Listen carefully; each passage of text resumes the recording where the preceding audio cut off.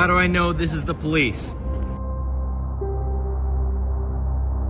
ഹമാസിനെ പിന്തുണച്ചുവെന്നാരോപിച്ച് വിദ്യാർത്ഥി വിസ റദ്ദാക്കിയതിനെ തുടർന്ന് കൊളംബിയ സർവകലാശാലയിലെ ഇന്ത്യൻ വിദ്യാർത്ഥിനി സ്വയം നാട് കടന്നിട്ട് ദിവസങ്ങൾ മാത്രമേ ആവുന്നുള്ളൂ. ഇതിനു പുറകെ ബോസ്റ്റണിലുള്ള ടഫ്സ് സർവകലാശാലയിൽ പഠിക്കുന്ന വിദേശ വിദ്യാർത്ഥിയെ താമസ സ്ഥലത്ത് നിന്ന് US ഇമിഗ്രേഷൻ ഉദ്യോഗസ്ഥർ കസ്റ്റഡിയിലെടുത്തിരിക്കുന്നു. ഇതിന്റെ ദൃശ്യങ്ങളും പുറത്തു വന്നിട്ടുണ്ട്. How do I know this is the police?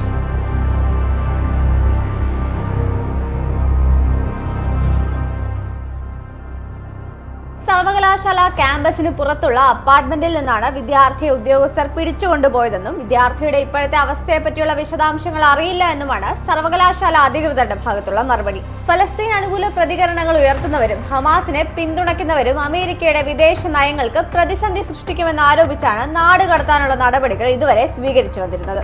Colombia, New York city യൂണിവേഴ്സിറ്റികളാണ് ഫലസ്തീൻ അനുകൂല പ്രകടനങ്ങളിൽ പങ്കെടുക്കുന്ന വിദേശികളെ നാട് കടത്താനുള്ള ട്രംപ് ഭരണകൂട ശ്രമത്തിന്റെ കേന്ദ്രസ്ഥാനം.